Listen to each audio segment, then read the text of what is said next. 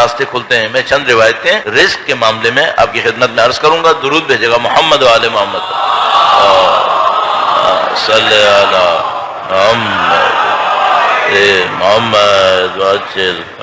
روایت نے ارشاد فرمایا لا خیر فی من لا یحب جمع المال. اس شخص میں کوئی بھلائی نہیں ہے, اس میں کوئی نیکی نہیں ہے جو مال جمع کرنا پسند نہ کرے. یہاں تک سنو تو عجیب سا لگتا ہے, مال جمع کرنا اچھی بات نہیں ہے. مثلا ہم تو یہی سنتے آتے ہیں کہ بھائی پیسہ مال جمع کرے, مال جمع کرے. الذی مثلا یہ عددہ مال کو جمع کرتا ہے, ایک سورہ کے اندر اس کی برائی بھی کی ہے. اب امام فرما رہے ہیں اس میں کوئی خیر نہیں ہے جس کو مال جمع کرنا پسند نہ ہو. کیوں؟ امام فرماتے ہیں کہ لا خیر فی من لا یحب جمع المال من الحلال. پہلی شرط, اس میں کوئی بھلائی نہیں ہے جو مال جمع کرنا پسند نہ کرے. پہلی چیز من الحلال, حلال سے کمانا پسند کرے. ہمیں ایسا بندہ چاہیے جو مال جمع کرنا پسند کرے. پہلی شرط کیا ہے؟ حلال سے ہونا چاہیے. اگر کوئی مال جمع کرنا پسند کرے حرام سے, نہیں, اس سے کوئی تعلق نہیں ہے. اس بات حلال ہونا چاہیے. دوسری بات فَيَكُفَّ بِهِ وَجْهَهُ, اس مال سے کیا کرے؟ اپنی عزت کی حفاظت کرے. مال اس نے جمع کرنا ہے, امام فرمایا اس بندے میں کوئی بھلائی نہیں ہے جس کو یہ بھی نہ پتا ہو, یہ بھی نہ کرے. کیا کرے؟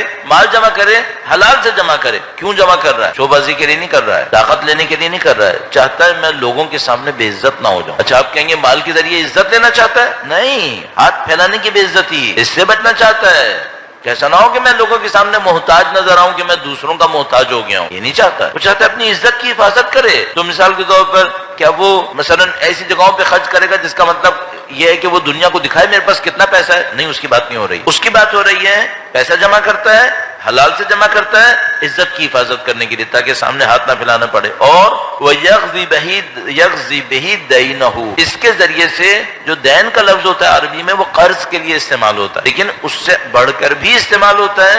اس کے ذریعے سے اپنے اوپر جو ذمہ داریاں ہیں ان کو پورا کرتا ہے. ویسے قرض میں استعمال ہوتا ہے لیکن قرض سے بڑھ کر بھی ہے جو انسان کے اوپر ذمہ داریاں آ جاتی ہیں. بس امام فرما رہے ہیں اگر کوئی شخص حلال سے پیسہ جمع کرے, اس کے ذریعے سے اپنی عزت کی حفاظت کرے, اس کے ذریعے سے اپنی ذمہ داریوں کو پورا کرے, یہ جمع کرنا برا نہیں ہے, بہت اچھا ہے. آدمی کو ایسے ہی ہونا چاہیے, ایسے ہی ہونا چاہیے. دیکھیے مختلف ہے اس سے جو ہم لوگ اور آپ سنتے آتے ہیں معمولاً, اور یہ معاشرے کی غلطی ہے.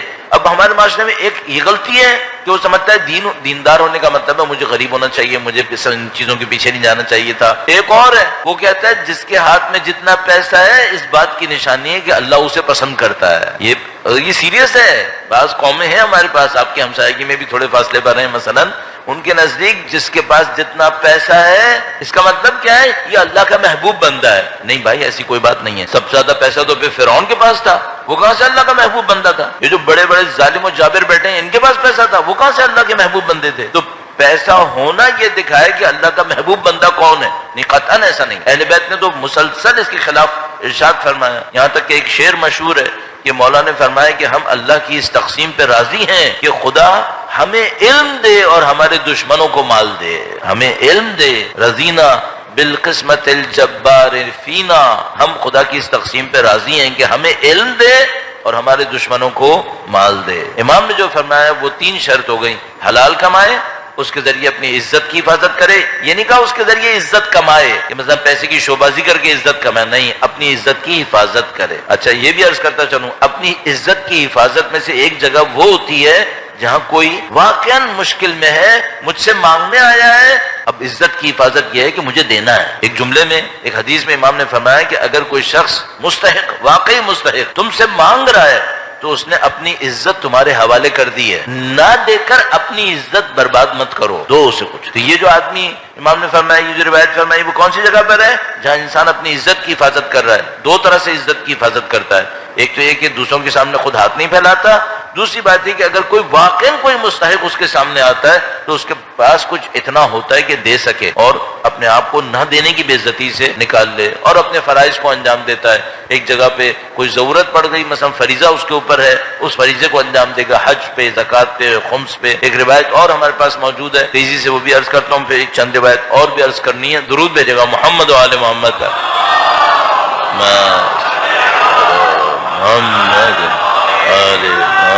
امام نے فرمایا من طلب الدنیا استغناء عن الناس، کوئی شخص اللہ سے دنیا طلب کرے یا اپنی کوشش کرے دنیا کے لیے، کیوں کرے؟ استغناء عن الناس، چاہتا ہے لوگوں سے بے نیاز ہو جائے، لوگوں کی نیاز مندی سے باہر آئے۔ یہ اچھا لگے گا کہ کسی کے سامنے ہاتھ پھیلائے؟ نہیں، وہ طلب دنیا کرتا ہے، دنیا کے پیچھے جاتا ہے، کیوں؟ وہ اس لیے چاہتا ہے کہ اپنے آپ کو لوگوں سے بے نیاز کرے، لوگوں کے سامنے مجھے محتاج نہ ہونا پڑے۔ استغناء عن الناس وتعطفا علی الجار، اور اپنے ہمسایوں کے ساتھ نیکی کرے۔ ایک چاہتا ہے استغناء عن الناس، لوگوں کے سامنے بے نیاز رہوں، لوگوں کا نیاز مند نہیں بننا چاہیے مجھے۔ دوسری بات کیا ہے؟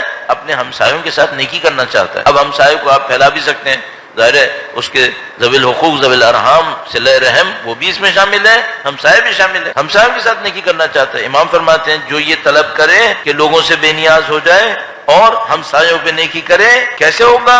لقى اللہ ووجهه كالقمر ليلة البدر، اللہ سے جب ملاقات کرے گا تو خدا اس کے چہرے کو 14ویں کے چاند کی طرح نورانی کر دے گا، خدا اس کو منور چہرے کے ساتھ۔ اس کا چہرہ کیوں اتنا مثال کے طور پر روشنی دے گا اور نورانیت دے گا؟ کیونکہ اس نے دو کام کیے ہیں۔ ایک بات اس نے حلال سے کمایا، حلال سے کمانا عبادت ہے۔ دوسری بات اس نے اپنے پیسے کے ذریعے سے اس عزت کی حفاظت کی جو اس کو خدا نے دی تھی۔ تیسری بات اس نے دوسرے انسانوں کی مشکل میں ان کا ساتھ دیا، اپنی کمائی سے نکال کر ان کا ساتھ دیا، تو خدا اس کو اتنا قبول کرے گا کہ فرمایا کہ جیسے 14ویں کا چاند۔ اور ایک اور روایت نے ایسے ہی فرمایا کہ یہ شخص انبیاء کے ساتھ محشور ہوگا، درود بھیجے گا محمد و آل محمد، صلی علی محمد آل محمد۔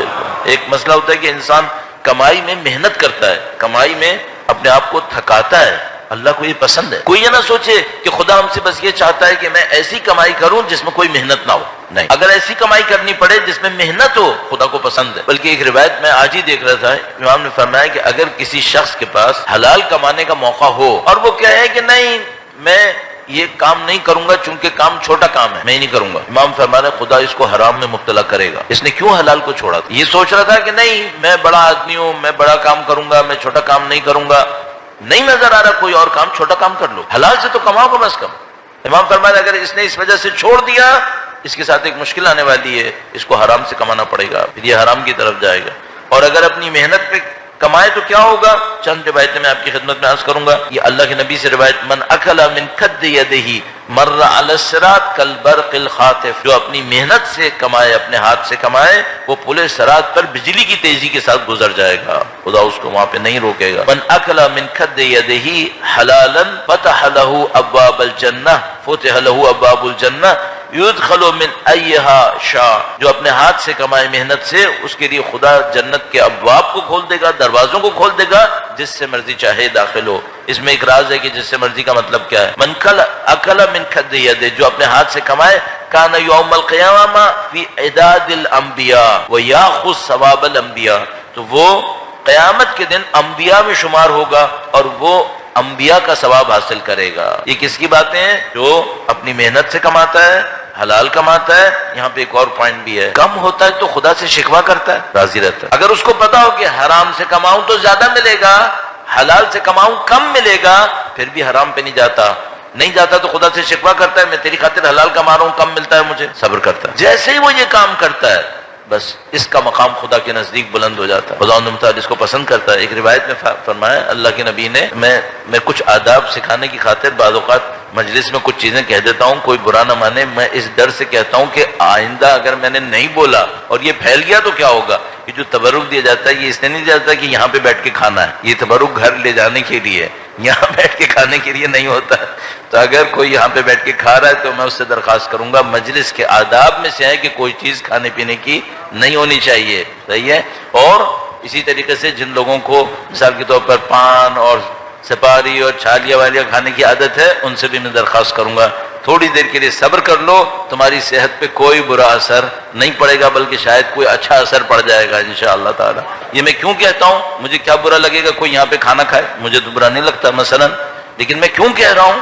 دین کو جب کوئی دشمن کمزور کرتا ہے اس کا پہلا اسٹیپ یہ ہوتا ہے اس کے تقدس کو کم کرتا ہے، تقدس کم کر دیتا ہے۔ جیسے جیسے دین کے اندر سے تقدس کم ہوتا ہے وہ دین لوگوں کے لیے چھوٹا ہونے لگتا ہے۔ تو آپ نے دیکھا ہمارے اجداد بعض ہماری زیارتوں کے معاملے میں وہ تقدس دکھاتے تھے جو ہم لوگ سوچ نہیں سکتے. یقین مانے آپ لوگ، یہ جو ہم لوگ بعض اوقات تابوت دیکھتے ہیں جلوس میں، اتنے ڈھیر سارے تابوت ہیں، اتنے ڈھیر سارے ذوالجناح ہیں، یہ پہلے ایسے نہیں ہوتا تھا. ایک جلوس میں ایک ذوالجناح ایک تابوت ہوتا تھا. محلے کا جلوس نکلتا تھا تو جس گھر میں تابوت کو لے جانا ہوتا تھا، اگر مثلا ہوتا نا کہ میرے گھر کے اندر تابوت آئے، وہ گھر والا پتہ نہیں گھر کو کتنا پاک کرتا تھا کہ مولا کا تابوت سامنے سے گزرنے والا ہے. لوگ قدر کرتے تھے ان باتوں کی، اہمیت دیتے تھے. ایک ایک علم کو تھامنے کے لیے بات ہوتی تھی کہ مثلا کس کو تھمانا ہے، بچے کو تو نہیں دینا ہے، کسی کو جس کو مثلا نہیں پتا احکام کا اس کو نہیں دینا ہے، پاکیزہ انسان کو علم پکڑانا ہے. تو یہ سب باتیں تھیں، ابھی وہ کم ہو گئی ہیں.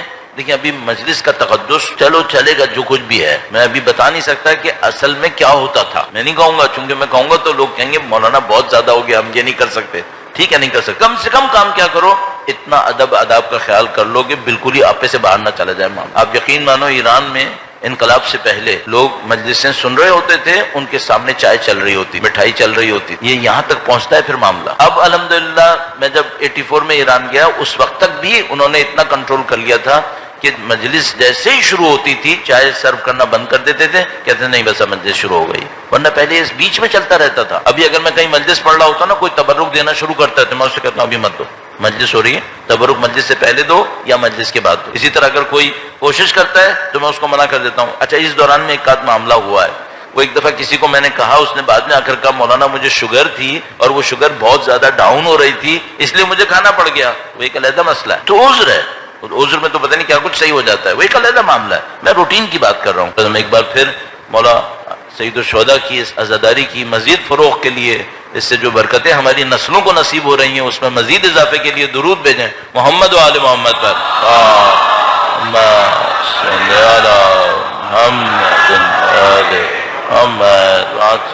اب یہاں ایک تو بات یہ ہو گئی کہ بھائی دنیا کمانی ہے نہیں کمانی، بالکل کمانی ہے، حلال سے کمانی ہے، اپنے آپ کو بچانے کے لیے، عزت بچانے کے لیے، ذمہ داریوں کو پورا کرنے کے لیے کمانا ہے. اب دوسرا ایک مسئلہ ہے، اگر کمانا ہے تو کیا ایسا ہو سکتا ہے کہ میں حرام سے وہ کما لوں جو میرے نصیب میں نہیں ہے؟ نہیں، یہ نہیں ہوگا. لاکھ انسان جائے حرام سے کمائے، اپنے نصیب سے بڑھ کے کما سکتا ہے؟ امام فرما رہے نہیں، یہ نہیں ہوگا. اس کا مطلب کیا ہے؟ صبر کرے گا تو یہی حلال سے ملنا ہے. اب یہ سمجھ رہا میں نے ہوشیاری دکھائی اور میں نے یہ کام کر لیا تو میں بلینر ہو گیا، اور اگر میں یہ نہیں کرتا نا اور میں حلال کماتا رہتا تو ملین بھی نہیں بناتا. یہ غلط فہمی، یہ غلط فہمی. اس پیسے نے اس تک پہنچنا ہے، حرام سے یا حلال سے یہ اس کی مرضی ہے. ہم اپنے نصیب کا پیسہ نہیں بڑھا پائیں گے، نصیب کی دنیا نہیں بڑھا پائیں گے. ایک روایت یہ میں آپ کی خدمت میں عرض کر دوں، یہ روایت معراج کے واقعے کو بیان کر رہی ہے، معراج کے واقعے کو بیان کر رہی ہے. اللہ کے نبی نے ارشاد فرمایا فی حدیث المعراج، اللہ کے نبی نے فرمایا مررت بقوم بین ایدیہم مواعد من لحم طیب و لحم خبیث. فرمایا میں ایک قوم سے گزرا، یعنی ایک قوم کے اعمال کو میں نے دیکھا معراج کے موقع پر.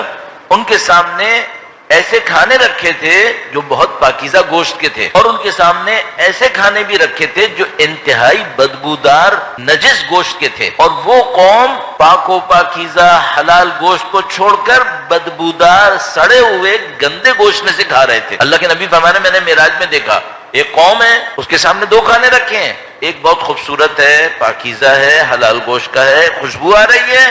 ایک اس کے سامنے کھانا رکھا ہے، بدبودار ہے، سڑا ہوا ہے، گندے گوشت کا ہے، پھر بھی وہ گندے میں سے کھا رہے ہیں. پوچھا یہ کیا معاملہ ہے؟ تو بتایا کہ یہ کون لوگ ہیں؟ فرمایا کہ من ہؤلاء یا جبرائیل، اے جبرائیل یہ کون لوگ ہیں؟ فقال، حضرت جبرائیل نے فرمایا ہؤلاء الذین یاکلون الحرام ویدعون الحلال، یہ وہ لوگ ہیں جنہوں نے حلال کو چھوڑ کے حرام کھایا ہے. اب یہ برزخ میں ایسے رہیں گے، ان کے سامنے حلال رکھا ہوگا وہ نہیں کھا پائیں گے، یہ گندا کھائیں گے، سڑا ہوا کھائیں گے. ان کو برزخ کی زندگی ایسے گزارنی پڑے گی. کیوں؟ ان کو دنیا میں خدا نے موقع دیا تھا حلال سے بھی کماؤ اتنا ہی ملنا ہے، حرام سے کماؤ اتنا ہی ملنا ہے. انہوں نے حرام لے لیا. اچھا ان بدبختوں نے حرام کیوں لیا؟ ان سے اتنا صبر نہیں ہوا کہ حلال مل جائے، صبر نہیں کیا. اب وہ مشہور تو مثلا آج دن شروع ہوا ہے، جو عبادات مولا انجام دیتے ہیں وہ انجام دے رہے ہیں. آج جہاد کرنا ہے یا علم؟ اگر جہاد کا موقع ہے، مسلمان کی جان خطرے میں ہے تو مولا جہاد فرمائیں گے. اچھا اب آج جہاد کا دن نہیں ہے، اب امام کی پرائورٹی کیا ہے اپنی ان ساری عبادات کے علاوہ؟ وہ کیا ہے؟ فرمایا لوگوں کو علم دوں اور لوگوں کے درمیان فیصلے کرو. دو آدمیوں کے درمیان جھگڑا ہو گیا ہے، کون صحیح فیصلہ کرے گا؟ امیر مومنین کرے. لوگ بیٹھے سیکھنے کے لیے، کوئی ہمیں سکھائے دین کیا ہے، کون سکھائے؟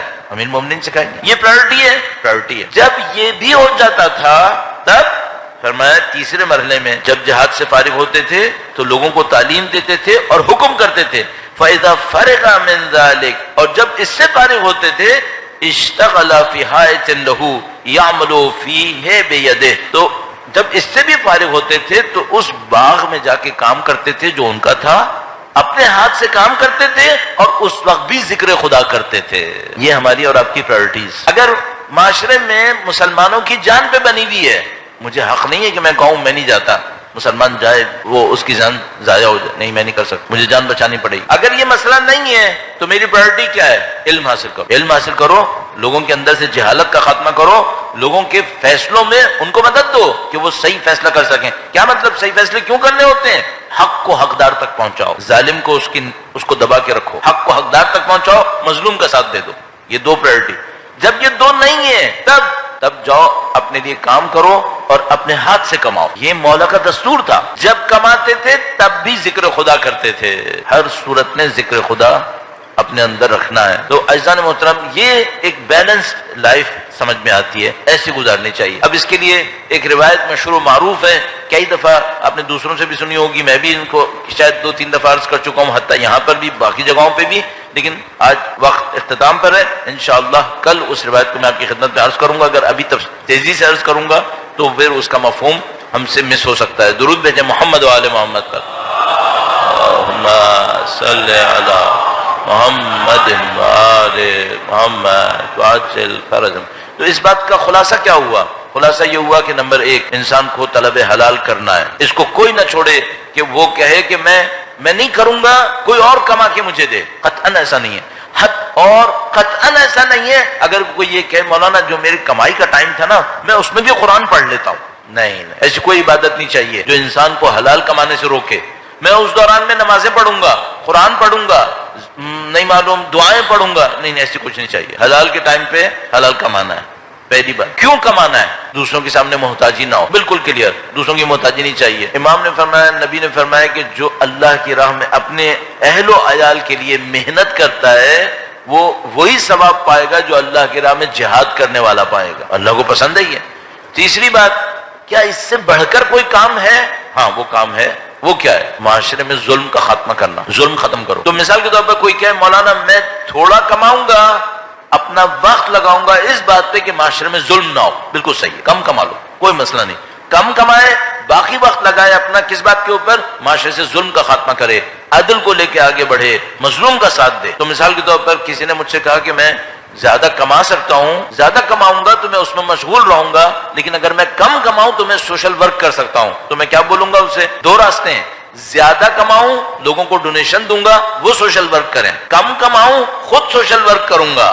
صحیح ہے. میں کیا بولوں اسے؟ میں اپنی طرف سے بولوں گا کہ دیکھو مجھے اتنا پتا ہے کہ دولت دنیا میں بہت ہے، خلوص کے ساتھ کام کرنے والے بہت کم ہیں. تم خلوص کے ساتھ کام کر لو، کم کما لو، لیکن تم اپنا اتنا پرخلوص کام کر لو جس کے نتیجے میں تم لوگوں کے کام آ سکو. کوئی ممکن ہے کہ نہیں مولانا وہ پیسہ زیادہ لائے گا اس سے زیادہ فائدہ ہوگا. میں نے ابھی تک جو اپنی زندگی میں دیکھا ہے بہت زیادہ پیسہ بہت سارے لوگوں کو فاسد کرتا ہے. اگر کوئی شخص اتنا پرہیزگار ہو کہ وہ پیسہ بھی کمائے، زیادہ بھی کمائے، اپنے خلوص کو باقی رکھے اور کچھ کام اپنے ہاتھ سے لوگوں کی زندگی میں آسانیاں لانے کے لیے کرے، یہ بہترین انسان ہے. بہترین انسان. حلال کمائے، بہت کمائے، پھر بھی کچھ وقت نکالے کس کام کے لیے؟ اپنے ہاتھ سے کام کرے. صرف ڈونیشن دینا کہ دوسرے کام کریں اچھی بات ہے، بہترین نہیں ہے. یہ بہترین نہیں ہے. خود محنت کرنا، خود اترنا میدان کے اندر، یہ بہت ضروری ہے. دیکھو اگر خود اترنے کی حیثیت نہ ہوتی نا تو اہل بیت راتوں کو روٹیاں اپنے کندھوں پہ لے کے مت نکلتے. پھر وہ ان کے 4 اصحاب ہوتے، وہ ان کو کہتے روٹی کی بوری لے جاؤ اور روٹی تقسیم کر کے آ جاؤ. کم تھے ان کے ماننے والے، لیکن وہ خود لے کے نکلتے تھے. اس کا مطلب ہے کوئی راز اس کے اندر ہے کہ ہمیں خود سوشل ورک کرنا ہے، خود لوگوں کی مشکل کو حل کرنے کے لیے آگے بڑھنا ہے. بہرحال یہ دین انتہائی خوبصورت دین ہے. اس دین کو سمجھنے کی ضرورت ہے. اور یہ کہ میں سمجھے بغیر منمانی کروں، میرا دل یہ چاہ رہا ہے، ایسے نہیں کر سکتا. دین کو اہل دین سے لینا ہے، نبی اولاد نبی سے لینا ہے، قرآن کریم سے لینا ہے، اس کے اوپر عمل کرنا ہے. صلی اللہ محمد وآل محمد وعجل۔ بہترین رزق کون سا ہے؟ ایک روایت تھی، وہ میں ڈھونڈ نہیں پایا، آج بھی میں نے کوشش کی وہ روایت مجھے اس کا ٹیکسٹ مل جائے، وہ مجھے نہیں مل سکا، لیکن میں نے کہیں پڑھی تھی، اب میرے ذہن میں ہے لیکن اس کا ٹیکسٹ میں چاہتا ہوں میرے پاس ہو تاکہ میں آپ کے سامنے وہ پڑھ لوں، وہ نہیں میں ڈھونڈ پایا آج۔ اس میں لکھا تھا کہ رزق 20 حصے ہیں، سب سے پست حصہ مال ہے، سب سے پست مال ہے، جو مجھے ابھی یاد آ رہا ہے، اپنے حافظے سے پڑھ رہا ہوں، اس میں غلطی کا امکان ہے لیکن کم و بیش ایسے تھا، سب سے پست حصہ رزق کا مال ہے۔ تو مثال کے طور پر سامنے والا پوچھتا ہے اور کیا ہوتا ہے، تو مثال کے طور پر یہ کہ آج آپ کو ایک توفیق مل گئی، آپ نے ایک اچھا کام کر لیا، یہ بھی رزق ہے، یہ رزق ہے۔ یہ جو بار بار اہل بیت اللہ سے کہتے ہیں اے خدا میں تجھ سے رزق مانگتا ہوں، کیا وہ صرف پیسہ مانگ رہے ہو؟ یہ کہ آپ کو زندگی میں ایک توفیق ملی کہ آپ نے کسی کی زندگی میں آسانی ڈال دی، یہ بھی رزق ہے۔ یہ کہ توفیق ملی کہ توبہ کی ہے، یہ بھی رزق ہے، یہ بھی رزق۔ اچھا، اپنی زندگی میں رزق کیسے بڑھاؤں؟ جو اچھائیاں دیتے رہو گے خدا اس رزق کو بڑھاتا رہے گا۔ پیسہ دو گے پیسہ بڑھا دے گا، خوشیاں دو گے خوشیاں بڑھائے گا، علم دو گے علم بڑھائے گا، یہ خدا کا نظام ہے۔ اور سب سے بڑا کام دنیا میں کیا ہے؟ معذرت کے ساتھ میں آپ کے سامنے ایسے دعوے کر رہا ہوں، سب سے بڑا، سب سے فضیلت، لیکن جو مجھے سمجھ میں آئے وہ عرض کر رہا ہوں۔ زندگی میں سب سے بڑا کام کیا ہے؟ کسی انسان کو اللہ کے نزدیک لے کے جانا، سب سے بڑا کام۔ کسی کا پیٹ بھرو گے نا، چند گھنٹے کے لیے صرف سکون ملے گا۔ کسی کو گھر دو گے 25-30 سال وہاں رہ لے گا۔ کسی کے بچے کو تعلیم دو گے، نہیں معلوم تعلیم کے ساتھ کیا کرے گا۔ کوئی انسان جو اللہ سے دور ہو اس کو اللہ کے نزدیک لے آؤ، اس سے بڑھ کے کچھ نہیں ہو سکتا۔ سب سے بڑا کام یہی۔ ایک مکالمہ ہے، اللہ نے گویا حضرت موسیٰ علیہ السلام سے کہا کہ اے موسیٰ میرے لیے کیا کیا؟ فرمایا میں نے عبادتیں کی۔ اللہ نے کہا تم نے اپنے ثواب کے لیے کیا ہے، جہنم سے بچنے کے لیے کیا، یہ بتاؤ میرے لیے کیا کیا ہے؟ حضرت موسیٰ علیہ السلام نے گویا فوراً دیکھ لیا کہ مجھے خدا سے پوچھنا ہے۔ فرمایا کہ اے خدا یہ بتا میں تیرے لیے کیا کر سکتا ہوں۔ یہ ادب میں سے ایک ادب یہ تھا۔ بہرحال تو کہا کہ میرے لیے کیا کر سکتا ہوں تیرے لیے خدا؟ کہا ان بندوں کو میرے نزدیک لاؤ جو مجھ سے خفا ہو کے دور چلے گئے، ان کو میرے نزدیک لاؤ۔ تو حضرت موسیٰ علیہ السلام نے کہا کہ خدا میں یہ کام کیسے کروں؟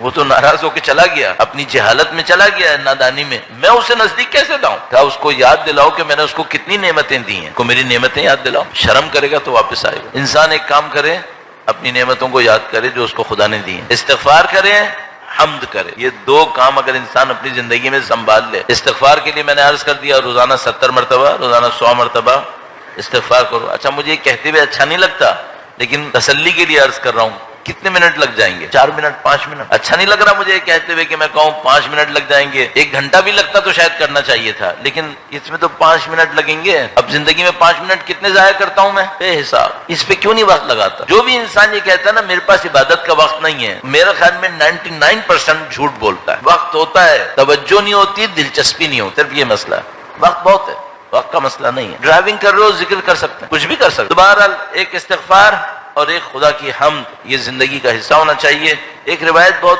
پرانی روایت تو ساری پرانی آپ نے سنی ہوگی کئی دفعہ، لیکن بڑی نفیس، بہت اچھی لگتی ہے مجھے، اس کو سنا کے مجھے بہت مزہ آتا ہے، چین ملتا ہے، تو میں آپ کی خدمت میں عرض کرتا ہوں، درود بھیجے گا محمد و آل محمد، صلی علی محمد و آل محمد وعجل اللہ اکبر یا رسول اللہ۔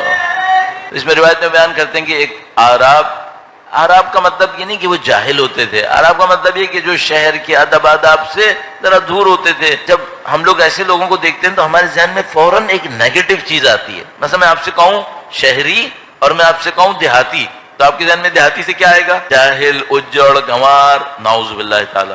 نہیں، یہ نہیں ہے۔ یہ جو عرب ہیں یہ سادہ دل کے لوگ ہوتے ہیں جن کو بہت زیادہ رکھ رکھاؤ نہیں آتا، لیکن دل کے اچھے ہوتے ہیں۔ ہاں بعض اعراب ایسے ہوتے ہیں جن کے دلوں میں کفر و نفاق ہوتا ہے، جیسے خدا متعال نے فرمایا، لیکن بعض اعراب سادہ دل لوگ ہوتے ہیں، برے لوگ نہیں ہوتے۔ میں نے روایتیں دیکھی ہیں جس میں اللہ کے نبی نے ایک اعرابی کو فقیہ کہا ہے۔ اگر ہر اعراب برا ہوتا تو وہ فقیہ کیوں کہہ دیا ہے اللہ کے نبی نے؟ تو اسی طرح اس روایت میں وہ اعرابی لکھا ہے کہ وہ ذرا کسی گاؤں دیہات سے مثلا وہ آیا، سید الشہداء کے پاس آیا اور اس نے کہا کہ فرزند رسول میں نے کسی کا دیا اپنے سر پہ لے لیا تھا، یعنی مثلا کسی نے کسی کو نقصان پہنچایا تھا، اس کو پیسہ دینا تھا، اس کے پاس پیسہ نہیں تھا، میں نے کہا تھا میں دوں گا، کہنے کا میں پھنس گیا ہوں، میرے پاس پیسہ نہیں ہے۔ پھر کہنے لگا کہ میرے دماغ میں آیا کہ میں اس کے پاس جاؤں جس کی کرامت اور شرافت سب سے زیادہ ہو، تو میں آپ کے پاس آیا ہوں، اب آپ میرا کچھ کریں۔ امام نے دیکھا امام نے فرمایا کہ میں تم سے کچھ سوال کروں گا، اگر تم نے ایک سوال صحیح جواب دیا 1/3 تمہیں دے دوں گا 1/3، 2 جواب دیے صحیح تو 2/3 دوں گا، اور 3 سوال پورے صحیح جواب دیے تو پورا پیسہ دے دوں گا۔ تو کہنے لگا، اب اتنا عجیب سچے دل کا بندہ، کہنے لگا آپ جیسا مجھ سے کیوں پوچھ رہا ہے، آپ کا جیسا مجھ سے کیوں پوچھ رہا ہے؟ امام نے فرمایا کہ اللہ کے نبی نے فرمایا تھا کہ صدقہ معرفت کے حساب سے ہونا چاہیے، تم معرفت دکھاؤ کتنی ہے؟ تو کہنے لگا ٹھیک ہے آپ پوچھیں، میں بتا سکا تو میں بتاؤں گا ورنہ آپ سے سیکھوں گا پھر میں۔ تو امام نے اس سے کچھ سوال کیے، مثلا امام نے پوچھا سب سے اچھا عمل کون سا ہے؟ اس نے جواب دیا، میں روایت پڑھتا ہوں تاکہ آپ کو اس کا بھی لطف رہے، درود بھیجے گا محمد و آل محمد۔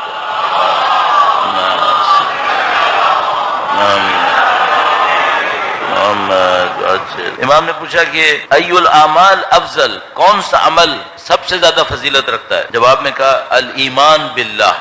پھر امام نے پوچھا انسان چاہے کہ ہلاکت سے نجات ملے تو اسے کیا کرنا چاہیے؟ کہا اللہ پہ اعتماد کر۔ امام نے پوچھا سب سے اعمال میں افضل کون سا ہے؟ اس نے کہا ایمان باللہ، اللہ پہ ایمان رکھے۔ امام نے پوچھا ہلاکت سے نجات کیسے ملتی ہے؟ اس نے کہا اللہ پہ اطمینان رکھے، اللہ پہ بھروسہ کرے، ثقہ باللہ۔ پھر امام نے پوچھا جو میں بتانا چاہ رہا ہوں یہ والا حصہ ہے۔ پھر امام نے پوچھا فما یزین الرجل، فرمایا کون سی چیز ہے جو انسان کو خوبصورت بناتی ہے؟ صحیح ہے، اچھا خوبصورتی تھوڑی ایکسٹرا چیز ہوتی ہے، صحیح ہے، ایک آدمی ہوتا ہے سمپل بیٹھا ہوتا ہے، خوبصورت نہیں ہوتا بدصورت بھی نہیں ہوتا، نارمل، ٹھیک ہے، لیکن جب ہم کہتے ہیں خوبصورتی اس کا مطلب یہ ہے کہ کوئی چیز بڑھ گئی ہے۔ تو امام نے فرمایا فما یزین الرجل، مرد کو کون سی چیز خوبصورت بناتی ہے؟ اب یہ جواب میں فرماتے ہیں علم معہ حلم، ایسا علم جس کے ساتھ حلم ہو۔ علم کا مطلب صرف یہ نہیں کہ ایک آدمی آیت اللہ ہے، مرجع تقلید ہے، عالم ہے،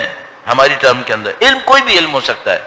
یہ جو علم ہوتا ہے یہ انسان کے ساتھ ایک امتحان لے کر آتا ہے۔ وہ امتحان کس بات کا ہے؟ اس کی اکڑ کے میں عالم ہوں دوسرا جاہل ہے، اس اکڑ کی وجہ سے انسان اپنے آپ کو دوسروں سے بہتر دیکھنے لگتا ہے۔ تو اس نے کہا کہ نہیں، یہ انسان کے لیے خوبصورتی نہیں ہے کہ صرف علم ہو، نہیں، علم معہ حلم، علم ہو اور علم کے ساتھ ایک لفظ استعمال کرتے ہیں فارسی میں اردو میں بردباری۔ بردباری کیا مطلب؟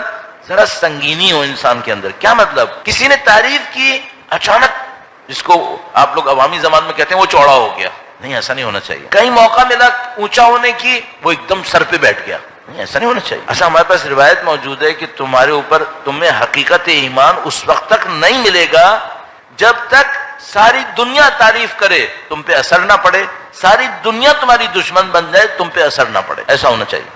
ساری دنیا تعریف کرے، تم یہ سوچو میں نے جو خدا کے لیے کیا تھا وہ خدا جانتا ہے، بس۔ ساری دنیا دشمن ہو جائے، تم یہ کہو میں نے خدا کے لیے کیا تھا خدا جانتا ہے، ان سے مجھے کیا لینا دینا، صحیح؟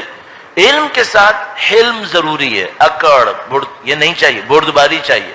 انہوں نے فرمایا جو بھی تھے انہوں نے کہا علم معہ حلم۔ سید الشہداء نے فرمایا فَإِنْ أَخْطَأَهُ ذَلِكَ، اگر وہ یہ نہ کر سکے، ہر آدمی تو صاحب علم نہیں ہوتا ہے کہ علم ہو اور حلم ہو، ٹھیک ہے، ممکن ہے ایک آدمی کے پاس علم کا امکان نہ ہو، اگر وہ مس کر گیا نہیں کر پایا تو انہوں نے فرمایا مال معہ مروہ، پیسہ ہو اس پیسے کے ساتھ مروہ کا اردو میں ترجمہ فارسی میں مثلا کہتے ہیں جوان مردی۔ کیا مطلب؟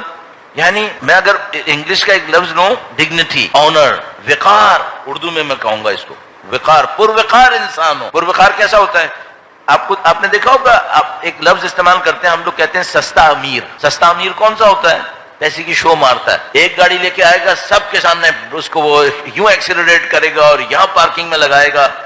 بدقسمتی سے ہماری قوم میں بھی کم نہیں ہے، معذرت کے ساتھ۔ میں پاکستان سے باہر ایک جگہ پہ گیا، دل تو چاہ رہا ہے کہ نام لوں لیکن نہیں لوں گا۔ وہاں پہ ایک بندہ ایک خاص نمبر پلیٹ کی گاڑی لیتا ہے، امام بارگاہ کے مین گیٹ کے سامنے جا کے گاڑی پارک کرتا ہے۔ شو بازی کی حد ہوتی ہے یار، کوئی اتنی شو بازی۔ یہ کیا ہے؟ یہ وہ ہے جس کے پاس مال ہے لیکن آنکھ میں پانی نہیں ہے، اس کی آنکھ خشک ہے، اس کو شو بازی کا موقع ملا ہوا ہے، صحیح ہے۔ جو اہل مروت ہوتا ہے وہ کیا کرتا ہے؟ وہ مال کی شو بازی نہیں کرتا۔ اچھا وہ پھر کیا کرتا ہے اپنے مال کے ساتھ؟ وہ اپنے مال سے دوسروں کی مشکل حل کرتا ہے۔ یہ جو غیرت دکھا رہا ہے نا کہ میں اگر سستا کپڑا پہنوں گا تو بے عزت ہو جاؤں گا، جس کے اندر مروت ہوتی ہے وہ یہ نہیں کہتا، وہ یہ کہتا ہے میرے پاس مال ہو اور کوئی بھوکا سوئے یہ میری بے عزتی ہے، وہ اس کو مروت کہتا ہے، صحیح ہے۔ تو انہوں نے فرمایا مال معہ مروہ، پیسے والا ہو لیکن پیسے والے کے ساتھ اتنا ہلکا نہ ہو نمائشیں کرتا پھرے، نہیں، پیسے والا ہو، صاحب عزت ہو، وقار ہو اس کے اندر، دوسرے کو مشکل میں دیکھے خود تڑپے۔ ایک واقعے میں بیان کرتے ہیں، نجف میں ایک بندے خدا تھا، کوئی طالب علم نیا نیا آیا تھا نجف، تو اس کو بیچارے کو پتہ نہیں تھا یہاں کس سے مدد دینی ہے، کیا کرنا ہے۔ کہیں ایسا ہوا کہ اس کے گھر میں بچے کی پیدائش بھی متوقع تھی، تو بندے کو کچھ سمجھ میں نہیں آیا میں کروں کیا، بالکل مصیبت میں پھنسا ہوا تھا۔ اس کو یہ پتا تھا کہ مرجع تقلید کا گھر کہاں پر ہے، باقی کچھ نہیں پتا تھا۔ وہ سیدھا جاتا ہے مرجع تقلید کے گھر پہ کھٹکھٹا دیتا ہے، کہتا ہے کہ میرے ساتھ یہ مسئلہ ہو گیا، میں یوں پھنس گیا۔ وہ فوراً نکلتے ہیں، وہ بندہ دوڑاتے ہیں، جاؤ وہ خاتون کو لے کر آؤ جو بچوں کو سنبھالتی ہے، پھر پیسے اٹھاتے ہیں، کچھ سامان تمہارے گھر میں کیا نہیں ہے، کیوں نہیں ہے، یہ سب لے کے چلتے ہیں، یہ سارے کام کرتے ہیں۔ ایک اور واقعے کے اندر ان سے کسی نے پوچھا کہ اب میں تھوڑا سا آپ کو مکس کر رہا ہوں تھوڑا سا، ایک واقعے کے اندر مرجع تقلید نے اگلے دن اپنے درس کو تعطیل کر دیا، بند کیا، اور شاگردوں نے پوچھا کہ بھائی آپ نے کیوں درس آج نہیں دیا؟ کہا میں درس اس لیے نہیں دے رہا کہ میں کل شرم سے مر گیا کہ ایک طالب علم میرے پاس آیا، وہ اتنی مصیبت میں تھا اور تم لوگوں نے خیال ہی نہیں کیا اس کا، تو یہ میں جو درس دے رہا ہوں کس لیے دے رہا ہوں؟ درس اجتہاد تھا، ہمیں درس کس لیے دے رہا ہوں؟ تم کو مسلمان بنانے کے لیے دے رہا تھا، یہ کیا مصیبت ہے کہ وہ اس مصیبت میں بیٹھا تھا تم؟ تو انہوں نے کہا خدا شاہد ہے ہمیں نہیں پتا تھا کہ وہ مصیبت میں ہے۔ تو انہوں نے کہا اسی لیے تو میں نے درس بند کیا کہ تم کو کیوں نہیں پتا تھا، اگر پتا ہوتا تو کافر ہوتے تم لوگ، اگر پتا ہوتا اور نہیں کرتے پھر تو کافر تھے۔ میں نے اسی پہ ڈانٹ رہا ہوں کہ تمہیں کیوں نہیں پتا تھا کہ وہ بندہ خدا مصیبت میں ہے، ٹھیک ہے؟ اس کو کہتے ہیں مروت۔ اگر خود طاقت میں ہے، کسی کو مشکل میں دیکھتا ہے، اس کی مشکل حل کرنا چاہتا ہے، صحیح ہے۔ البتہ یہاں پہ ایک جملہ اور بھی کہہ دوں، جو مشکل میں ہے اس کو بھی نہیں چاہیے سامنے والے کو پنچ کرتا رہے، تھوڑا خدا پہ اطمینان رکھ۔ ایک روایت ہمارے پاس ہے، فرمایا کتنا اچھا ہے کہ میری امت کے امیر فقیر کے سامنے احترام دکھائیں۔ نبی نے فرمایا کتنا اچھا ہے کہ میری امت کے امیر فقیر کے سامنے شوبازی نہ کریں، احترام دکھائیں، اور فرمایا اس سے اچھا یہ ہے کہ فقیر امیر کے سامنے اپنی عزت کی حفاظت کرے، اپنے آپ کو گرائے نہیں، اتنا خدا پہ اعتماد کرو۔ تم مجھ جیسوں سے اتنا امیدیں لگائے بیٹھے ہو، اتنی امید خدا سے لگاؤ، میرے جیسے لوگ کیا کر لیں گے تمہارے لیے؟ ہم غلطی کر سکتے ہیں، ہمارے پاس کمی ہو سکتی ہے، ہم بعض اوقات دینے میں کنجوسی دکھا سکتے ہیں، کچھ بھی ہو سکتا ہے، خدا سے امید لگاؤ، خدا سے مانگو، خدا وسیلے بنائے گا، میں نہیں دوں گا کوئی اور دے گا، کسی اور طرف سے خدا انہیں متعال کر دے گا۔ تو اس شخص سے پوچھا امام نے، ما یزین الرجل، مرد کو خوبصورتی کون سی چیز دیتی ہے؟ انہوں نے کہا علم معہو حلم، علم ہو حلم کے ساتھ، بردباری کے ساتھ، ان اخطأہ ذالک، اگر وہ نہ لے سکے، فرمایا مال معہو مروہ، ایسا مال ہو جس کے ساتھ آنکھوں میں پانی ہو، ذرا وقار دکھائے۔ امام نے فرمایا فَإِنْ أَخْطَأَهُ ذَلِكَ، اگر یہ بھی نہ کر سکے تو اس نے کہا فَقْرٌ مَعَهُ صَبْرٌ، فقیر ہو لیکن صابر ہو، چیخنا چلانا نہ کرے، ہر در پہ جا کے ہاتھ پھیلانا ہے، ہر در پہ یہ کرنا ہے۔